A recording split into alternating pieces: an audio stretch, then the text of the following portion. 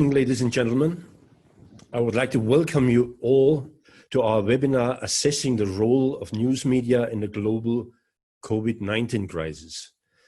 My team is telling me that there are over 200 people participating from all over Europe, Middle East, Eurasia, and some from Asia and USA and even Africa. And during the time of the pandemic, the media played an extremely important role. Millions of citizens, health officials, business, and yes, governments are depending on accurate information. Ladies and gentlemen, this evening is a good time to analyze the role of the media.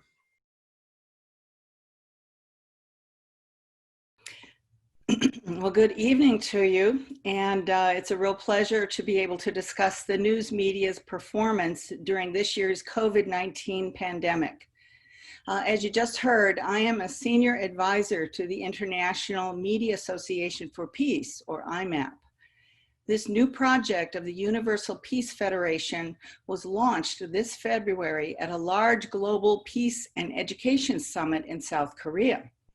The Washington Times, Seigei Ilbo of South Korea, and Seikei Nippo of Japan were the three media co-sponsors.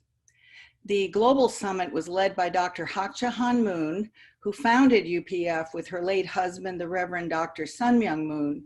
And part of the summit was actually to celebrate his long life on the 100th anniversary of his birth.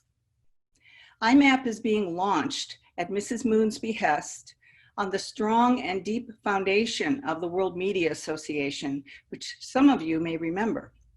The World Media Association was renowned for its large international conferences on topics such as media ethics, media's mission, media's best practices. And to assist journalists in their craft, the World Media Association held many fact-finding tours all over the world to provide journalists with opportunities to personally meet and interview important leaders in their countries and learn firsthand what was going on, especially in trouble spots. So IMAP's mission today is to provide leadership and networking opportunities to media practitioners around the world and address the current crises in media leadership, media credibility, media standards and ethics, and the seemingly never-ending industry upheavals and innovations. IMAP will encourage development of responsible global media industry that is highly trusted, independent and prosperous, and accessible to all people. And as the peace word in IMAP's name suggests, there's also a strong desire to assist the news media to shine a light on dialogue, collaboration, and conflict resolution as a way to promote human development, human rights, social well-being, freedom, and happiness. In my remaining minutes, I'd like to offer a few thoughts on the media coverage of the COVID-19 pandemic using the 4 core missions of the media as my markers. So as we know, first, news media is supposed to gather eyewitness information. And in any other crisis, reporters would be swarming the bombing site or the towns that were hit by a hurricane in order to get firsthand stories and then follow the leaders around to hear what they are hearing from the experts on the ground. With COVID-19, human relationships were virtually shut down. How many reporters could get into hospitals or nursing homes or even families' homes to see and hear what was going on? Any news gathering, it happened at arm's length. Also, let me know if this is true in your news organization. Didn't COVID-19 atomize your newsroom? How many of you had in-person collaborative strategy meetings on how to cover this massive, unprecedented pandemic? Or was everybody trying to coordinate on cell phones and email? I mean, it's no wonder wires could get crossed on how best to tackle this monster of a breaking news story.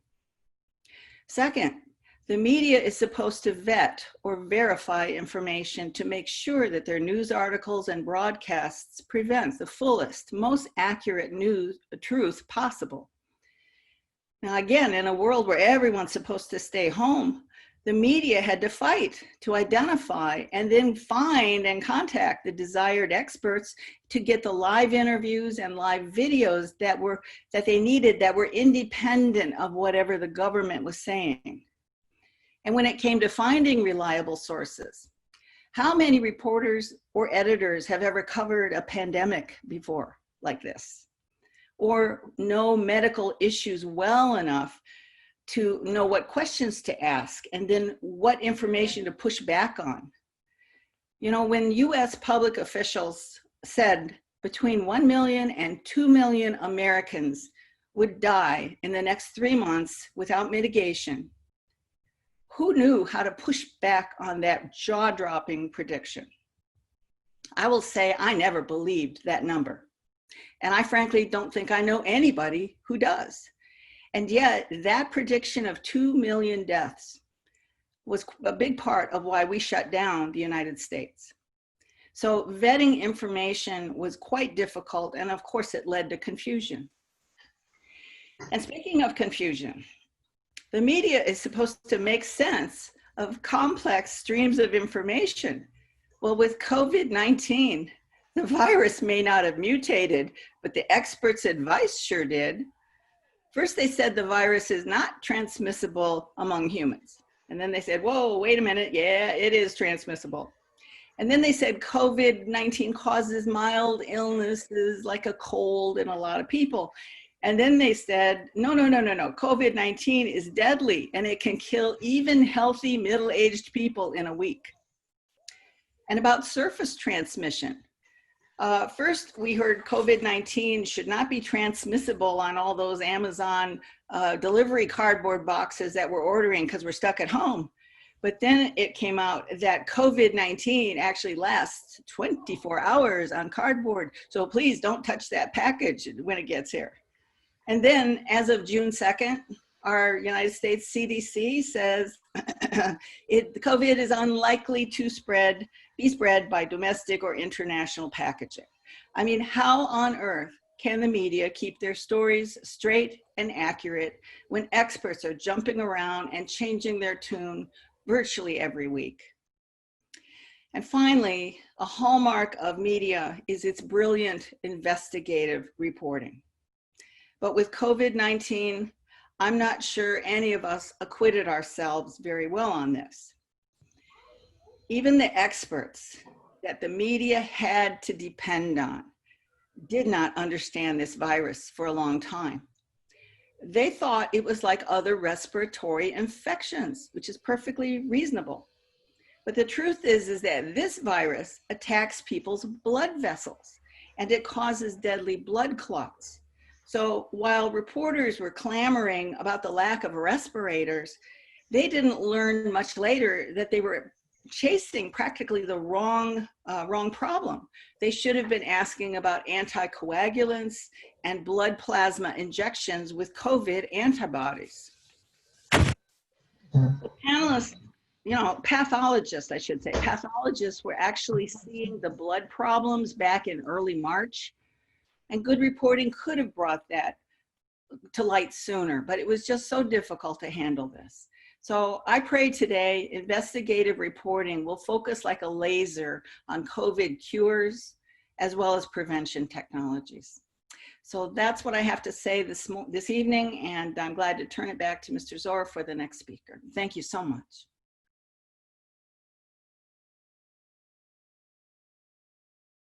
Thank you everybody for being here in this incredibly important topic that we're doing. I'm what, as Peter said briefly, I'm what they used to call a barefoot reporter by trade, working from far-flung foreign fields, filing in stories to the BBC in London and other news outlets over the years.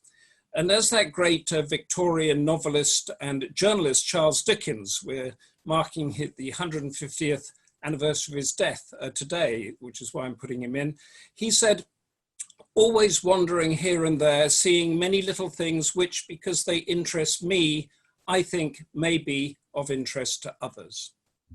The role of the media has, of course, changed unrecognizably since Dickens' day and since I stepped into my first war in the 1980s, but it's also remained the same. It's to tell stories and explain and shine a spotlight on things that we may not know about, but should or are simply interesting. So where are we now with COVID-19 and the media? Well, sitting here locked down in London, I, as Cheryl said, am totally confused. I may or may not have had COVID-19. My wife more probably has had it, but we don't know. And we're 4 months in, and we have no idea of how to get tested. I was cycling through Hyde Park the other day along the Northern Carriageway and bumped into an army-run drive-in test place. I wasn't allowed to take photographs. It had no customers. I asked the warden there, how does one register to get tested? He had no idea. He didn't know what was going on. He was going off shift. It has been like that for 3 or 4 months. There are conversations about how many people can meet together, how far we can drive, how the virus travels and lives, as Cheryl said, and the politicians keep telling us that their guidelines are clear, which they might be on some largely unseen document. Excuse me a second. But here we've had the most powerful advisor to the Prime Minister, Boris Johnson, breaking, we think, the guidelines where people were meant to stay at home by choosing to ride out his coronavirus infection at his holiday home in Durham in the far north. We thought the guidelines were clear, but apparently they weren't in his eyes. Large gatherings are illegal, except it seems when 20,000 people want to march through the centre of London cheek by cheek in the Black Lives Matter campaign.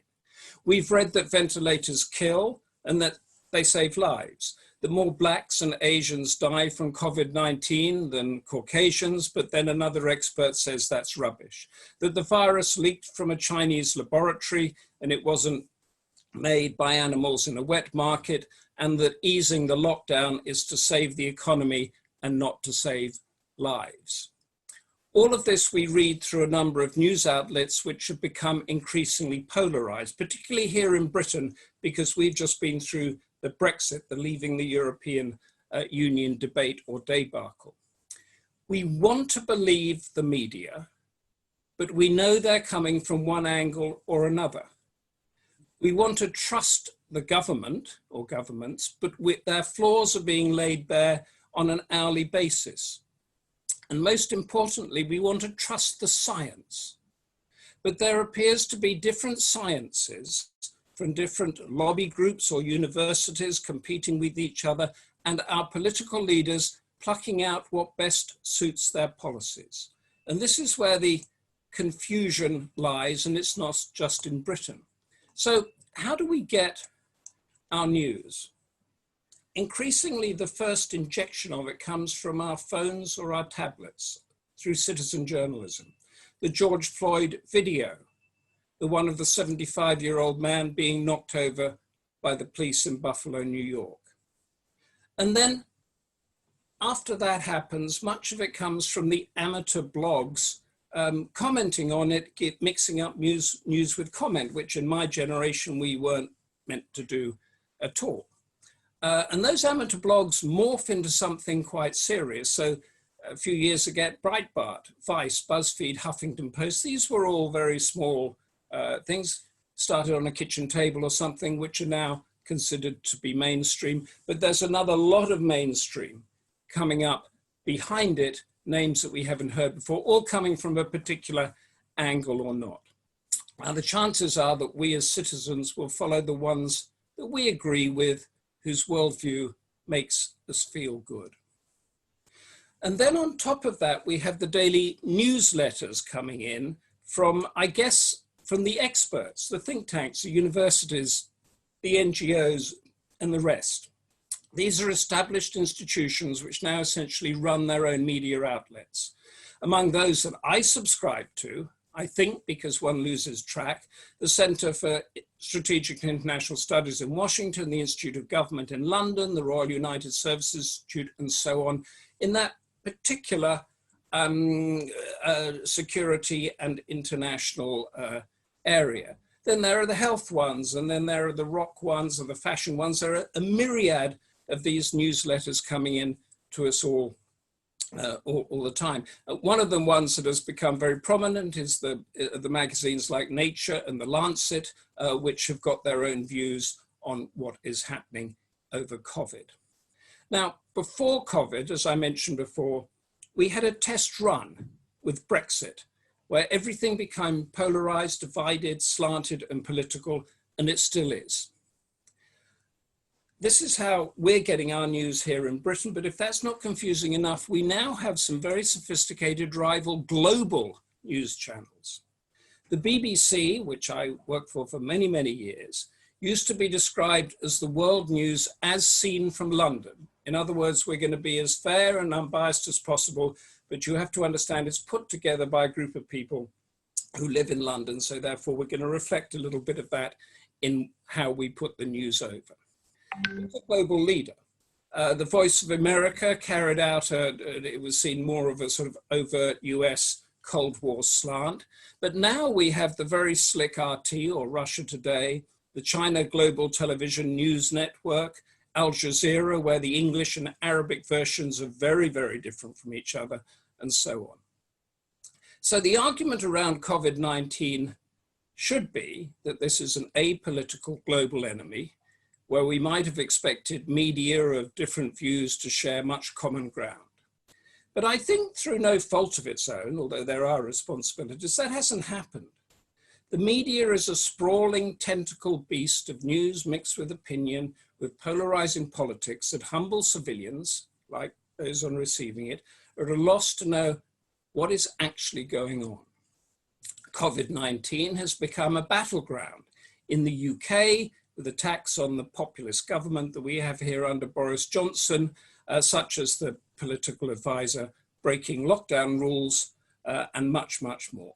And we expect this to continue as we move from COVID into Brexit. A global battleground too, with Sino-US tension, the Wuhan virus, as Donald Trump calls it, and that plays into the wider issues of weakening China's expansion, drawing in issues like Huawei, South China Sea, Hong Kong, and the rest of it. I'll just end with an example that I plucked up in the past half an hour whilst preparing for this talk. And what we're 3 to 4 months into this, and Cheryl alluded to this very brilliantly in her talk. This came from the BBC website just now, and it's up there at the moment. People with coronavirus but no symptoms infecting others is very rare, a World Health Organization scientist has said. Although a proportion of people test positive with no symptoms, it is believed these infections are mostly not passed on. Great, so I think, okay, good, no infections can't pass on. But people can pass on the disease just before symptoms develop. So what does that mean? Where does that lead us? And what are we meant to do with that confusing piece of information? I guess I don't want to be prescriptive. There's one thing for the editors out there. If you're going to put a story up there from one of the experts, put it in context. I think the one thing we need with the coronavirus, opposed from testing in journalism, is context, context, context. And with that, Peter, I hand it back to you. Thank you.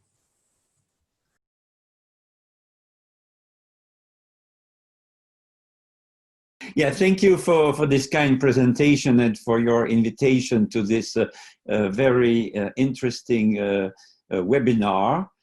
As you said, we've been covering freedom of religious belief around the world for many, many years, which means violations of Article 19 of the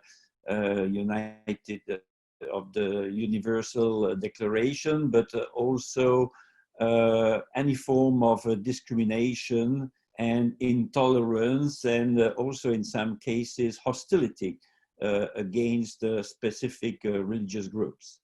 So with the COVID-19 phenomenon, we were surprised to see that a number of religious groups were scapegoated by two types of actors: the media, or some media at least, but prominent media, but also politicians.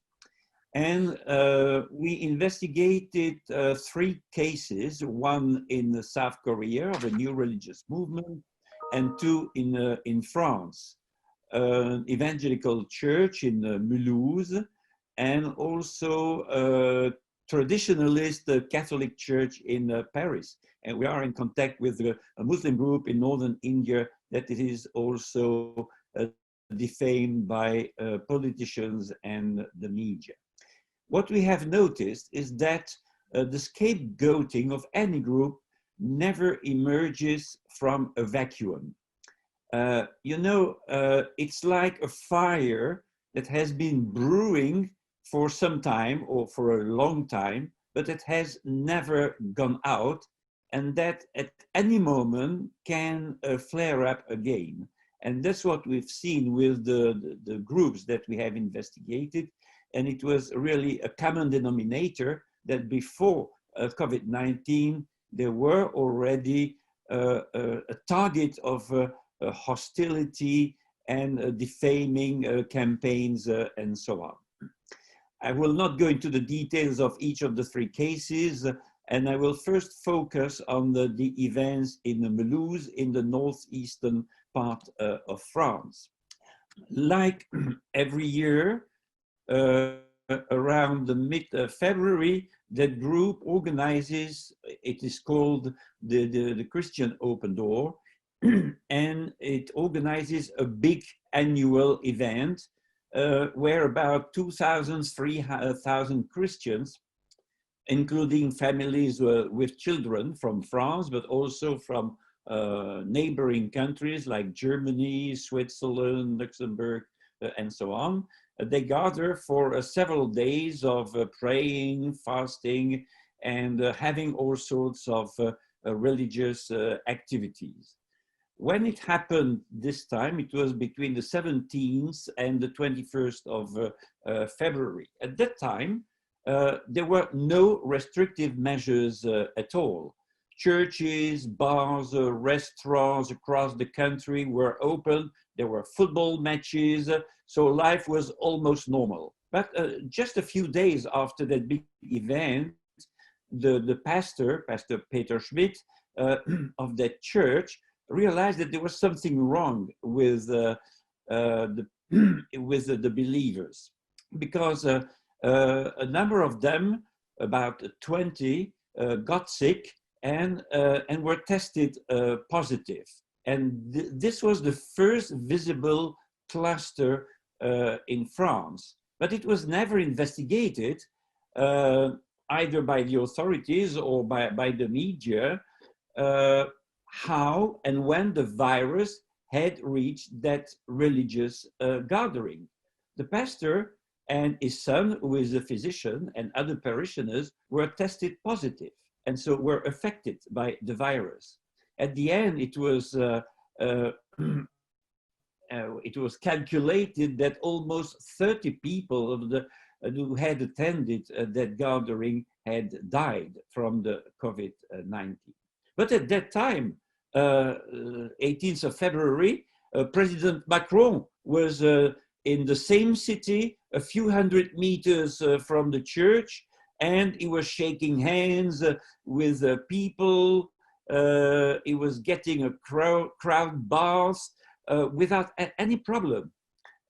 It's only a few days later that French doctors received a first official letter from the ministry saying that the COVID-19 was a dangerous virus, and people should be careful about it. But again, a few days later, there was a huge event in Paris, the agricultural show, which every president must attend because it's an important event that is covered by the media. And Macron was there, again, meeting people, shaking hands without any precaution at all. It's only beginning of March that the regional health service, health agency said, well, now big gatherings of several thousands of people should not be allowed. So the public stigmatization in fact started only 4 weeks after the gathering of the church, the evangelical church. And it started from a regional high representative of the state that is named in French le préfet, and it was a woman, and she was new in that position in that region. And she made a statement on the radio saying, and I quote, "The pandemic started from an evangelical gathering which took place in the Haut-Rhin with more than 3,000 people and no respect for the restrictive measures. In short, everything cannot be done, everything that cannot be done, and we pay a high price for this disrespect of basic measures." But this accusation was not only wrong, but it was false news, because there were no restrictive measures at that time. So that accusation was totally baseless.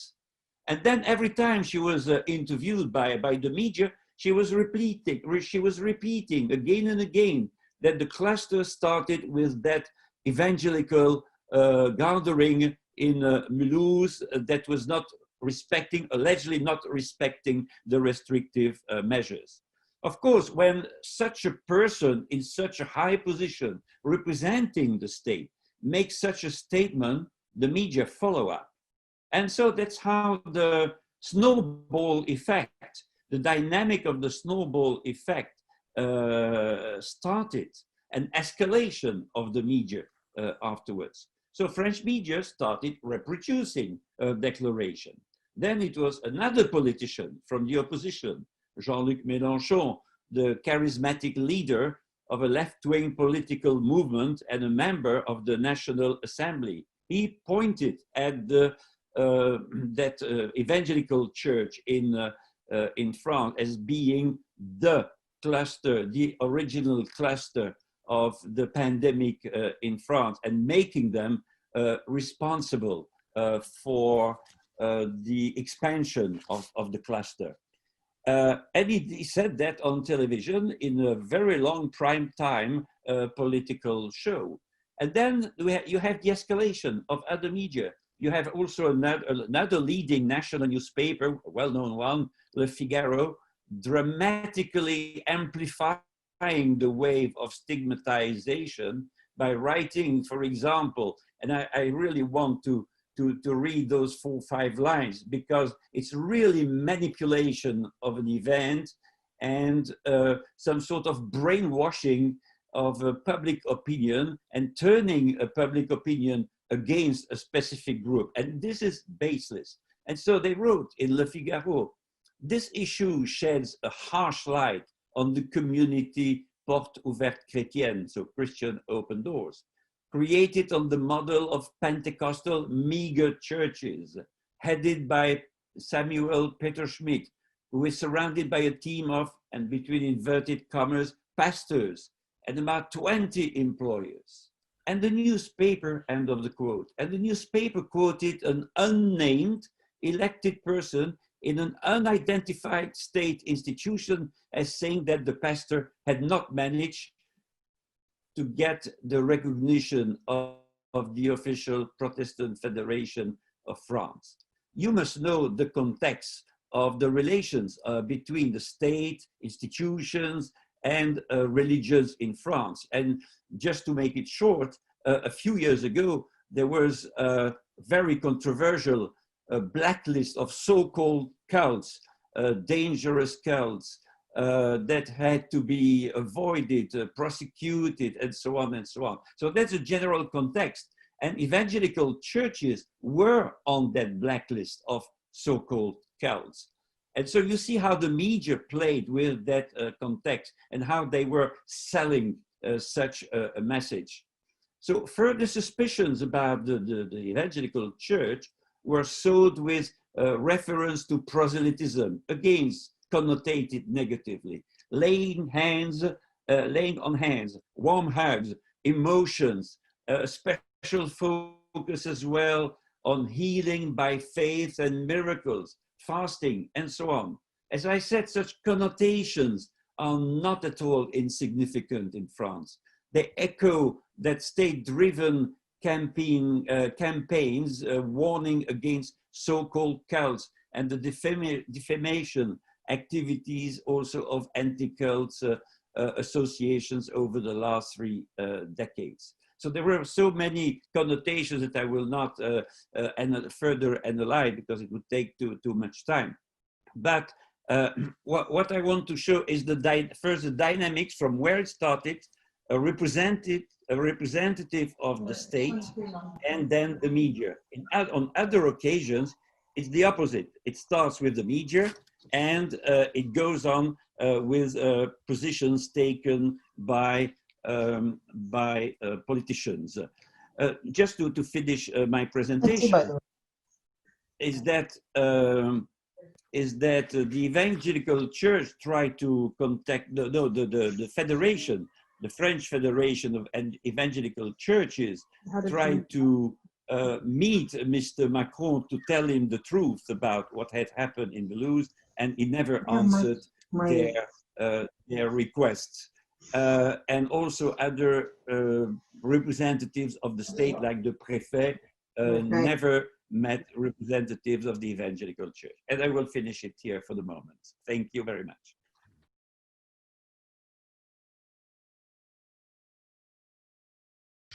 Well, thank you very much for all the lovely description of my person.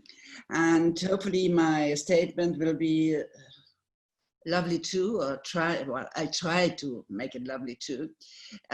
First of all, I have to confess that English is not my mother tongue, and so sometimes possibly I'm just looking for some verbs or definitions, but hopefully it doesn't disturb.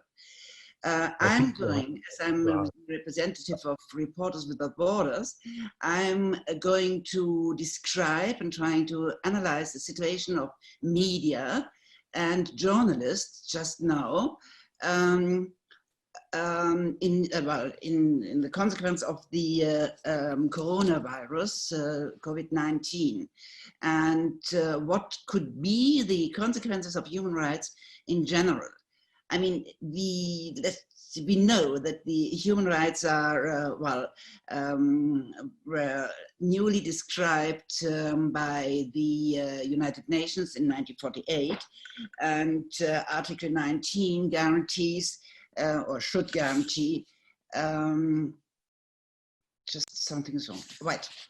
And press freedom, freedom of information, freedom of opinion, and so on and so on.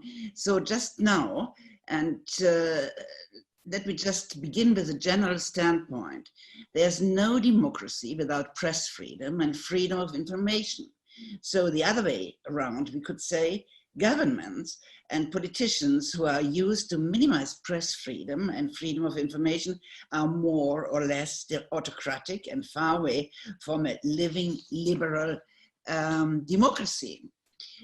Just look to Hungary, to Poland, and unfortunately even more and more to Serbia. And look to Russia, to Turkey or China, and in a certain way also to the United States of America and its President Donald Trump. He declared in the very beginning of his presidency that media and journalists are the main enemies of the American society. And as well, we all know, Trump created the terms of so-called alternative news, and he's creating alternative news without any, endlessness. So he tried to minimize the credits or the that people believe into the media and to journalists, and that people prefer to believe in him. And so we'll see what the end will be. But anyhow, autocratic people or autocratic politicians like to avoid the critical media or media, serious media, and like to prefer their own opinion and nothing else. Especially in the time of epidemics and pandemics, sometimes even democratic governments try to control the flow of information by media control and a lack of transparency. So the result of this kind of media policy, a loss of credibility of the traditional serious media and emerging followers in fake or alternative news listening to conspiracy theories. And that's very, very dangerous, I would say, because these conspiracy theorists, they are charismatic, they are, well, they are very outspoken, and they are easy to understand.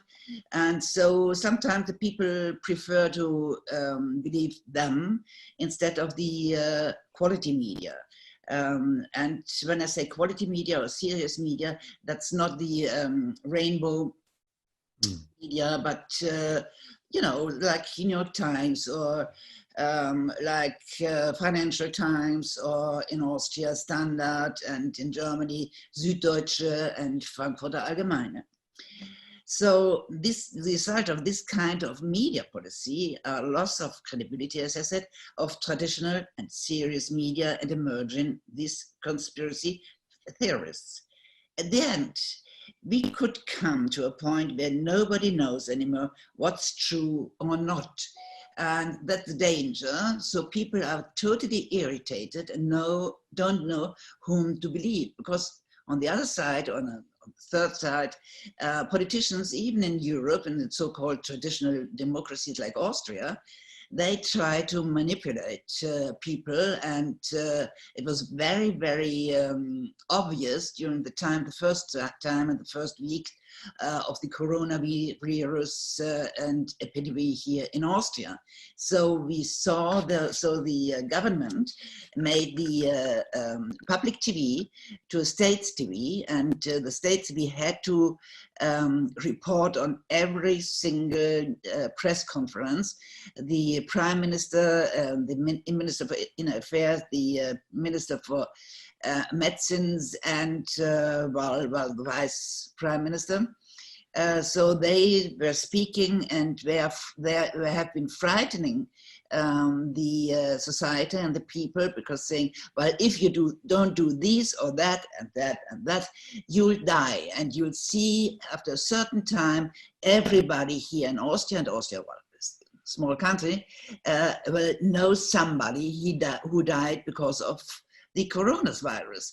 And well, they were speaking about, we have to keep people anxious, so they're going to learn to do what we want them to do in the case of the coronavirus. But what happens in other cases? I mean, it was just a general experience how society would react, and they reacted in the expected way.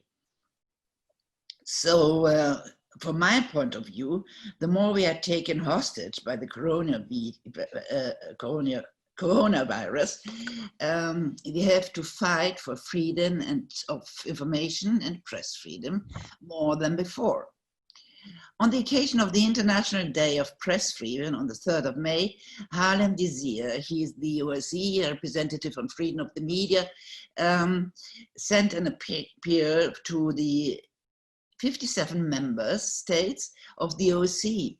In his statement, he called on the OSCE participating states to, I quote, let journalists do their job,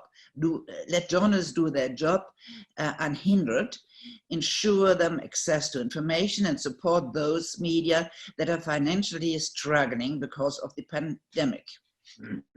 Harlem Desir said in his speech and in his statement to the 3rd of May, the International Day of Press Freedom.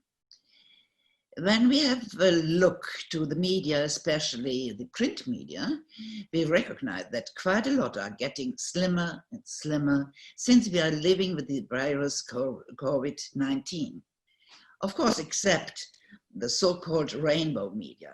The number of advertisements is melting, so the media cannot afford the former number of pages anymore, and therefore they can't afford anymore the number of employed journalists, contracts, and the journalists, and their contracts are changed to short-time contracts and work at home and home office work, and of course the freelancers' fees are melting too. Never ever you could earn an amount of money being a freelance journalist. Since Corona, it's affecting our life. Since Corona is affecting our life, it is more or less difficult to earn the money you need for the daily life. So quite a big number of journalists looked for other jobs. That means as well, less journalists can do, for instance, the time-consuming investigative researches, so we don't get any more better information than before. And that's really just going around these problems, and that's why, of course, media should be supported by the governments, but supported without being influenced by the governments. And that the important question in this case, because of course, especially in autocratic countries, the politicians try to influence the journalists and the media, and if they don't do it, well, if they don't report as they want them to do, well, they're shut down in a certain way as well. So Harlem this year defines another way. As the world finds itself in the midst of a global pandemic, the necessity of a free media is even more vital and more crucial than ever. Yet, we have seen many states responding to this crisis with measures that are restricting media freedom and limiting the ability of journalists to report on the COVID-19 pandemic, he said. And I fully understand the will of the authorities to combat false information, such as about false cures. However, this cannot be achieved by limiting media freedom. So just to come to a point, rumors are best tackling by ensuring access to pluralistic and independent sources of information rather than through censorship. What we need is more transparency. What we need is more responsibility and more journalists being free to report no more, and free to report, and we don't need any more restrictions. So that's well, the main statement I'm like to do, and I just want to remind you that since the French Revolution and the time of the Enlightenment, media are taken as a fourth pillar in a living society, in a living democracy, and that means their job should have been and should be to be just a mirror for the politicians, criticizing when they're wrong and applauding when they're right, but being totally independent of the governments and just being accepted to show what's right, what's going wrong, and what's going right. We need that. Critical journalism is not negative, it's positive. And sometimes politicians can't accept that.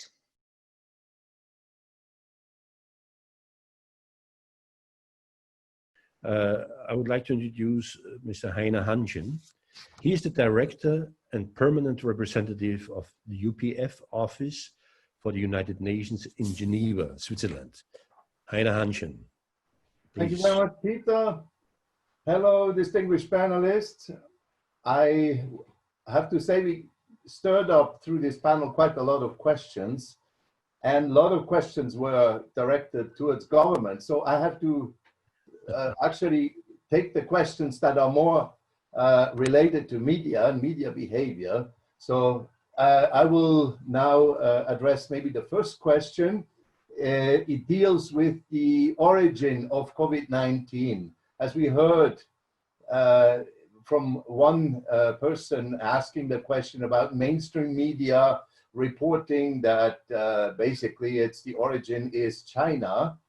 But actually, according to that person, are there any credible reasons to believe, in your opinion, in the account of the Chinese government blaming the US government for the origin of the virus? I would like to address this question to the American representative here, Mrs. Wetzstein. Please don't take it personally, but I think you might be the best person to answer this one. I didn't quite hear the question. It's concerning the origin of the Wuhan virus. Are there credible reasons to believe in the Chinese government? The Chinese government's message that it's actually the origin was in the US. The CIA, right?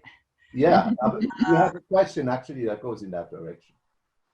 We happen to have on the Washington Times staff a gentleman named Bill Gertz, who has been tracking China and written 3 books about China and has very, very, very deep sources into the so-called spook intelligence community. And he's the one that actually way back February, March, he's one of the first that said this virus may have come from a laboratory in Wuhan. And he wrote extensively about that. My expertise is family and social issues, so I would go to Bill to support it. Now, conspiracy theories are abounding about, you know, where else it could have come, but I do think that the American public is pretty convicted that this did arise from China. We've argued about whether bats are being eaten or flying around or what is going on, and stop eating bats. So we really, as Americans, as far as I could tell by all the social media I've been consuming for 4 months, there is not a big question that there's any chance that our CIA did this. Okay, thank you very much. Our next question is the following. It's from Germany. Should the media always divulge the discoveries through this crisis immediately, thus fueling a lot of fear, even causing death in some cases? Or shouldn't the media rather reveal the facts in a more prudent language and spread the messages bit by bit? I would like to address this question to Mr. Willy Fautre. Yeah, I think we have seen the same phenomenon in France, where there was a lot of competition between experts, let's say infectiologists and others from Paris and Marseille, and trying to get first on the stage to expose their what they had discovered, which is in fact very limited. Exposing as well the so-called failures of the other researchers not abiding by the scientific and ethical rules. It was a very sad show, I'm afraid, because many egos found opportunities to be visible and to make their hospital or their research works to put them on the radar. And probably behind the scenes there were also competitions for possibilities of getting funding. So out of all that cacophony of voices and opinions of experts from all realms, I would say, we as viewers watching TV every day and trying to be better informed about the phenomenon, the COVID-19 phenomenon, I think that finally we were quite at a loss and didn't understand where were the facts and where were the myths or the fiction. Okay, thank you. The next question is addressed to Mr. Hawksley. It's from Peru. The person wrote, I see the British national media, BBC and the press taking negative view of almost every piece of information that is issued and also aggressively interviewing the Prime Minister and members of the cabinet, almost bullying them into answering an often trivial question. This is adding to the distress of many people in this situation and inciting negative and sometimes violent responses from the public. In your opinion, is this an abuse of their position as representatives of the media? And also, is this the case also in other European nations, according to your knowledge? Thank you, Peter. I think it's, I mean, the question really goes to the heart of everything. How much do you hold a government to account in a situation like this? And how much do you let it get away with things? And what's happened in Britain is, I think, to begin with, there was a high trust in government and a wish that there could be a high trust in government. But because of the way the media operates, and because they were putting a daily press conference together with a politician, and then two scientists, one medical and one scientific on each side, and the media was coming at them. And then you see, of course, you have somebody saying something, you have your 24-hour news cycle, whereby you have somebody batting down what that other person says. So I think when we say, is the media going to be responsible for this, or is it irresponsible for it? I think the nub of the question is, do we need to control the media? Do we need censorship when we have a pandemic? And I think we've just heard from the panelists here that you have to, the freer the press, the better the outcome is likely to be. So in direct answer to that, I said, no, I don't think the media have been irresponsible. It's up to the government, who have got highly paid media advisors, to get their argument straight and their message straight so that the media can take that message and sell it and explain it to the general public. Okay, thank you very much, Mr. Hawksley. So our next question is to Mrs. Möhring. It's a question from Austria. Given the vast differences in opinion one can see across the various media outlets on particular topics, are there reliable, non-partisan, fact-checking websites that the layperson, maybe also the professional, can use to determine the true situation? Well, you know, we got a very poor media scenery here in Austria. So I decided not only to see or to listen or to read the Austrian media, but as well the German media, for instance, and the Swiss media and the Guardian. So just to combine all this information you get from these papers or media, it's a possible way to come through a bit. In fact, nobody knows exactly what's going on. Exactly, nobody knows what's why now the countries open their branches, even though there's still the danger. I mean, it's of course for the economy and for the industry, but anyhow, and for the market. But anyhow, it's really unbelievable situation we're living in, and the media, and so some of the Austrian media as well, especially their Standard, they are trying to just to balance the information they get themselves by scientists, for instance, and by people from the outside as well, as for instance in the case of where from comes the virus. And well, I think it's quite clear, as I understand the media, that it came from China, from the region Wuhan, and that it was from the market with the wild animals. And why is Italy, so many cases in Italy? It's not only because the health system is, well, quite isn't very strong anymore, but there are a lot of Chinese people working in Italy at the countryside, and they're earning their money there. And so it was quite easy for the virus, let's say, to come to Italy and to spread out in Italy. So if you find this information, and if it's logical, let's say, you believe in it. If not, you have to find other sources as well. Yeah. And of course, the internet is very, very helpful in this.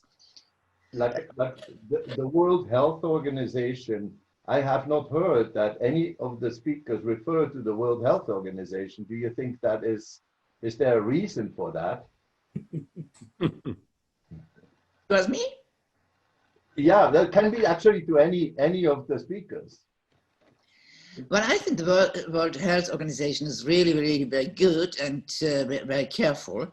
And while I think a symptom for their quality is that the American president doesn't like to follow the WHO. So, I mean, that's like a merit, you know. So, and I think we should orient ourselves on what the World Health Organization is doing and telling us. Yeah. I saw Mr. Hawksley also. Thank you. I saw Mr. Hawksley also. I just wanted to say that the World Health Organization is like this lightning rod that has come up and is now part of the China US thing. So you've got the World Health Organization, you've got the origins of where the virus came from, you've got all of that. So as soon as you start mentioning the World Health Organization, you get this polarized society. Mm-hmm. And although it is meant to be the lead on it, and I think I quoted it in my in my presentation there, it is one of these many institutions that 50 years ago would be trusted and we would follow it without question, that is now ripped apart by social media and other media on each side, so that those who are pro-American and anti-China will go for the World Health Organization to diminish its status in the eyes of many people. I'm not sure that's a very good thing, but that's just the way it is. Okay, thank you. Thank you very much. So I think I give back to Peter because we are time-wise. We have still lots of questions, and I will forward them to the editors. Thank you very much. On the WHO very shortly. Yeah, so about the World Health Organization, it has now become a battlefield between the US and China, in particular, but also for other reasons, in particular for their image. So the OMS is being instrumentalized by both sides. But what has really not been put on the radar is the fact that the wife of Xi Jinping is an ambassador of goodwill at the World Health Organization. And I think that sheds a specific and interesting light on the way that that China and Xi Jinping in particular is lobbying the World Health Organization.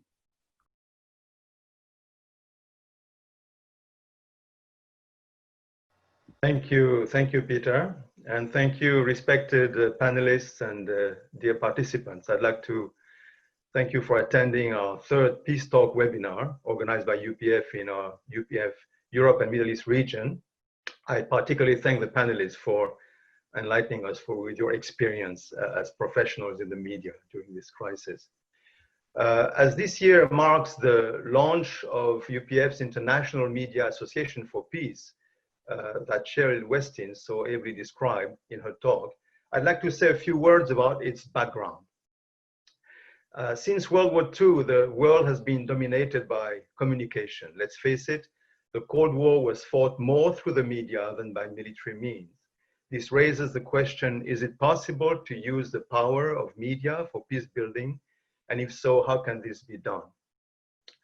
When our UPF founder, Dr. Moon, created the World Media Association in the United States in 1978, he said, "My ultimate goal is to achieve lasting peace.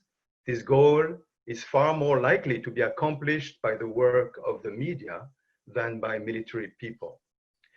2 years before, after celebrating America's bicentennial in a large rally in Washington, D.C., where he urged American people to stand for peace in the world, our founder had announced that his next focus would be to hold a rally for peace in Moscow, the capital of the Soviet Union.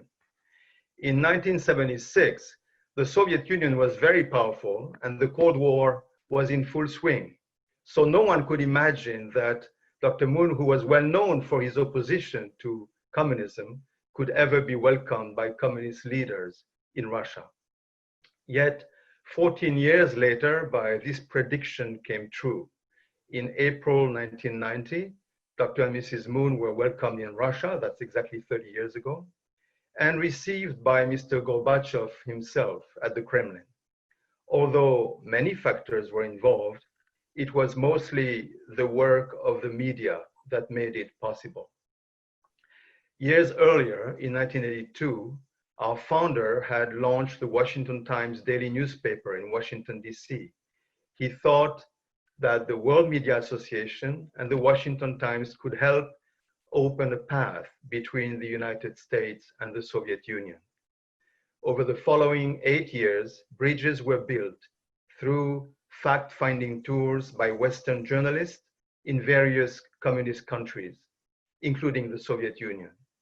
Eventually, mutual trust was developed, and in 1990, the UPS founders were invited, along with prominent world leaders accompanying them, to a world media conference in Moscow, jointly held by the Soviet news agency Novosti Press and the World Media Association. This conference and the personal meeting between the UPF founders and Gorbachev helped open doors for many years of work by our organization in the former Soviet Union. It's a work that continues until today. In 1989, envisioning profound changes on the Korean Peninsula as the Cold War was coming to an end, Dr. Moon launched in South Korea another important media outlet, the Segye Times, or Segye Ilbo, whose main purpose was to contribute to peace and the reunification of the Korean Peninsula. Just 2 years later, the UPF founders were able to meet with Kim Il-sung himself in North Korea. Kim Il-sung invited them to the very city where Dr. Moon had spent 3 years in a labor camp in his youth under Kim's communist regime. But this meeting with Kim Il-sung helped to open a new era of cooperation, which, among other fruits, brought the building of the first car factory to be established in North Korea. Of course, peace on the Korean Peninsula is a goal that is still to be attained. But the media foundation developed by the founders has ever since been at the forefront of this effort toward peaceful reunification. At the recent UPF World Summit a few months ago in Seoul, Korea, these two newspapers, as was mentioned, I think, by Cheryl, the Washington Times and the Segye Times, and also their sister organization, the Seikai Nippo in Japan, were the main organizers of the media conference that launched the International Media Association for Peace. Today, the COVID-19 crisis sheds light on our common and fragile humanity as we face the virus, prompting us to compassion and toward international cooperation. But also it sheds light on many levels of conflict within and between nations, and of course between the superpowers, China and the United States. By calling recently for UPF to set up one community under God with its partner organizations, the UPF founder, Dr. Mrs. Moon, and is underscoring that genuine peace will be built only when all parties are able to focus on values and defend human dignity beyond nations, religions, and political ideology. As someone who has lived and worked for several years in Beijing, in China, I live there with my family, like some of you, I think, on this panel did too. It's my sincere hope that just as the World Media Association was able to open path for cooperation and understanding between the United States and the Soviet Union during the Cold War, the International Media Association for Peace can successfully build bridges between today's powerful enemy nations, China and the United States, and of course between all nations of the world. while remaining a voice for truth and a force of conscience for society. Thank you. Thank you very much. Thank you, Mr. Marion. With that, I would just like to read out 3 of the upcoming webinars. I would just like to tell all the participants, and as well as the panelists, if you want to know more about these webinars which are going on, not just IMAP, but also of the other UPF affiliated organizations, you can find them, you can find the announcements on the UPF website. The URL of the website is on the invitation letter you received. So upcoming events, 1st of June, June the 19th, Peace Talk Seminar, International Association for First Ladies for Peace. It's organized by the Women's Federation for World Peace. And the title is Women's Leadership in Times of Crisis. The second web seminar, on the 26th of June,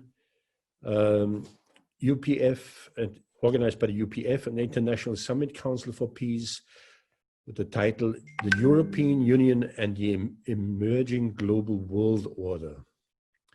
And then the last one, the third one, organized by the UPF and International Summit Council for Peace, with the title, The Democratic Process in the Balkans. And these are the web seminars. So all I have to say now is just, I want to express my profound gratitude for your excellent contributions. Thank you to the panelists, and thank you to all who joined and who could stay up until now. Some checked out already. We were well over 200 people at this webinar. And finally, I would just like everyone to smile and wave and say hello. Okay, all the panelists, please.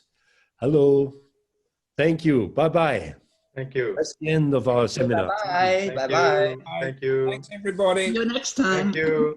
Thank you, everyone. Regards to Bill Gertz.